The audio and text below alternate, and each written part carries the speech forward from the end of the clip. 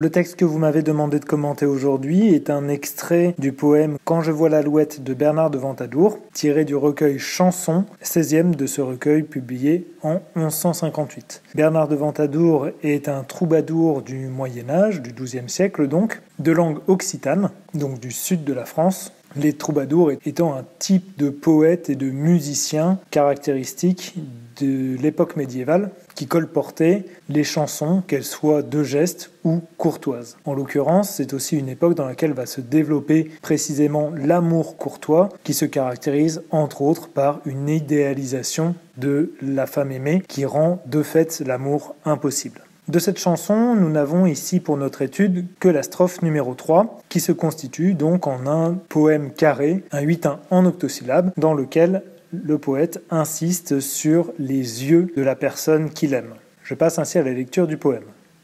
Dès l'instant où, dans ces beaux yeux, je vis un miroir délicieux, je n'eus plus en moi nul pouvoir. Je ne sentis plus rien de moi, dès qu'en toi, miroir, je me vis. Ma vie s'enfut dans mes soupirs, et je me perdis, comme fit le beau Narcisse en la fontaine. On le voit, la focalisation de l'amant sur les yeux de l'aimé s'apparente à une fascination. Il est véritablement captivé par ces yeux qui deviennent des miroirs délicieux dans lesquels il se perd lui-même, aboutissant à cette fameuse comparaison avec Narcisse qui lui-même s'est perdu dans son image. En cela, nous pouvons nous poser la question suivante, en quoi les yeux deviennent-ils ici des pièges amoureux? Pour traiter cette question, je diviserai mon texte en deux parties seulement. Une première du vers 1 à 5 dans lequel sera mise en scène la dépossession progressive de soi, et ensuite une deuxième du vers 6 à 8 dans lequel l'amour sera apparenté progressivement à une mort.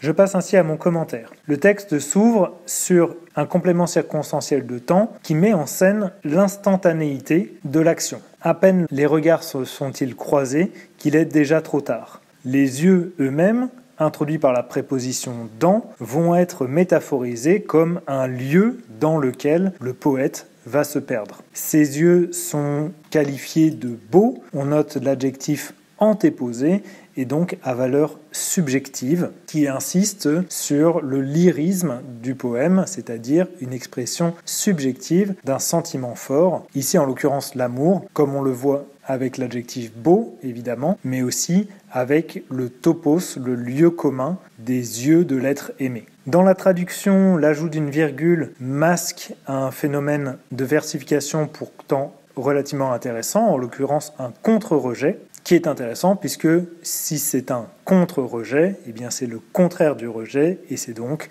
l'amour qui est mis en scène dans la versification. L'idée du miroir délicieux qui fonctionne comme une hypallage, c'est-à-dire comme un adjectif qui ne correspondrait pas exactement au nom qu'il complète, pourrait paraître étonnant, sauf à le prendre au sens propre, puisque s'il est délicieux, c'est avant tout parce qu'il lui procure du délice, mettant ainsi à la rime l'idée de plaisir en lien avec les yeux. Il est intéressant, cependant, de voir la place de cet adjectif qui cette fois-ci est postposé, opérant ainsi un chiasme entre les deux groupes nominaux, ces beaux yeux, antéposés, un miroir délicieux, postposé. Ce chiasme, qui est une figure miroir, va donc ainsi représenter dans l'écriture elle-même l'effet des yeux métaphorisés par le miroir. L'effet du miroir va être caractérisé immédiatement. C'est un effet qui est essentiellement négatif, comme on le voit avec la reprise en parallélisme, là encore qui pourrait reprendre l'idée de l'image de l'illusion du miroir. Je n'eus plus, je ne sentis plus.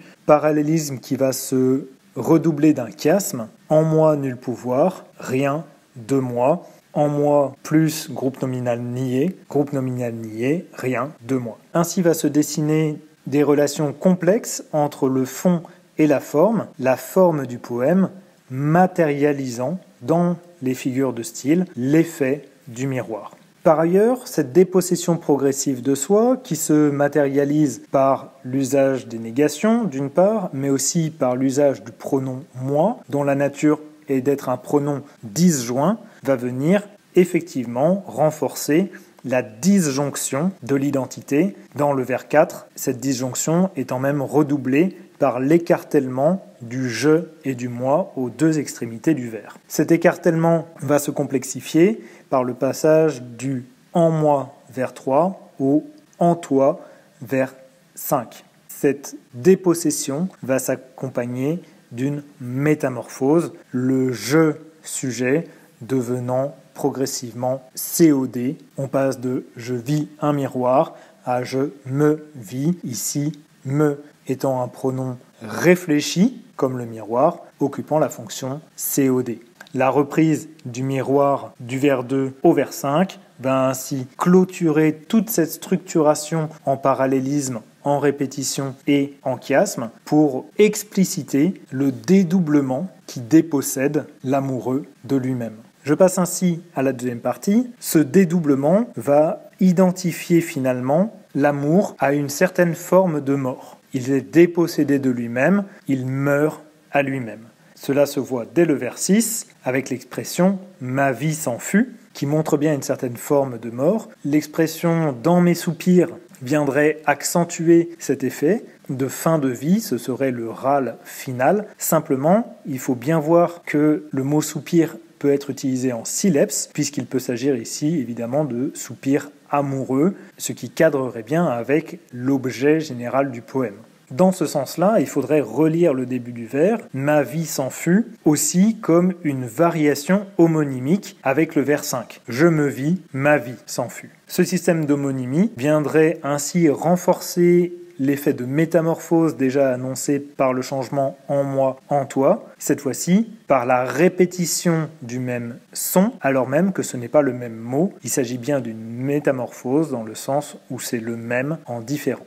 Il s'agit donc d'assimiler l'amour à la mort par leur aspect de transformation. Ici, il va s'agir de devenir quelqu'un d'autre à travers le regard amoureux qui est posé sur moi. Cette dépossession de soi va ainsi se clore sur l'effet de parallélisme. Je me vis, je me perdis. Même si le mot est différent, la structure grammaticale est bien la même.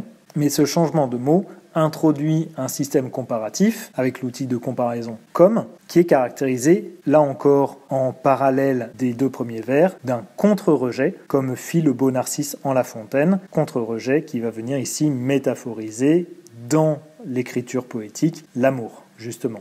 La référence à Narcisse pourrait être étonnante dans le sens où Narcisse tombe amoureux de lui-même, simplement le rapprochement de La Fontaine qui les renvoie son reflet et les yeux du vers 1 qui renvoie le reflet du poète viendrait transformer là encore la référence puisque ce n'est pas un élément inanimé qui lui renvoie un reflet mais bien un élément animé. Le poète deviendrait amoureux à mesure qu'un regard amoureux serait posé sur lui. Et ce transfert du regardant sur le regardé va se manifester dans l'écriture toujours par le transfert de l'adjectif beau qui caractérisait les yeux au vers 1 à sa reprise au vers 8 caractérisant cette fois-ci Narcisse. On aurait donc ici un ultime effet de parallélisme qui viendrait montrer le transfert par le regard de l'amour éprouvé à l'amour ressenti. Ce qui viendrait aussi confirmer la structure en poème carré qui représenterait une certaine unité, une certaine complétude. Et si la traduction ne respecte pas les systèmes de rimes, la comparaison avec la version originale nous permettrait de montrer l'omniprésence des rimes croisées qui viendraient ici représenter le croisement des regards, la boucle étant bouclée.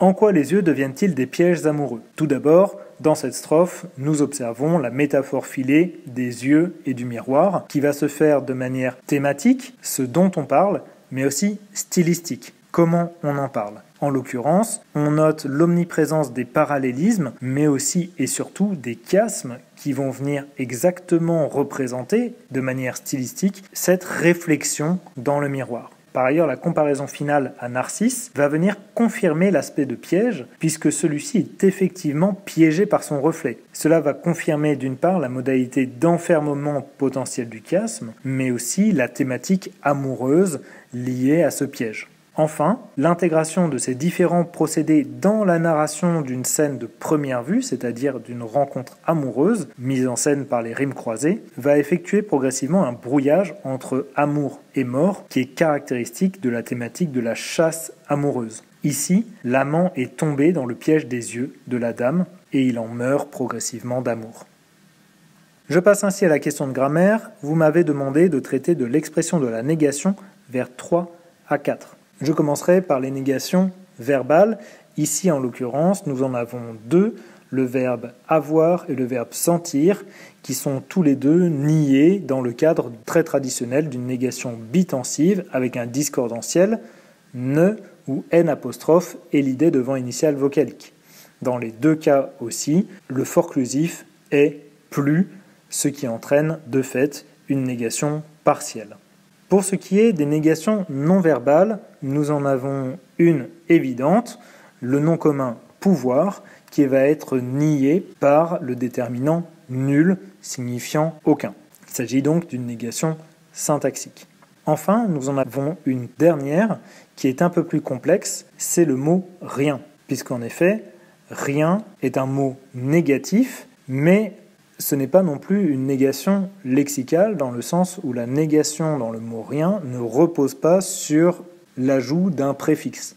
En réalité, il s'agit là encore d'une négation lexicale, mais elle est constituée d'un cas particulier. Et pour cela, il faut rappeler l'étymologie. Rien vient de res, la chose, et du coup, rien est la contraction en français de la locution aucune chose. Il s'agit donc bien de la négation lexicale du nom commun chose.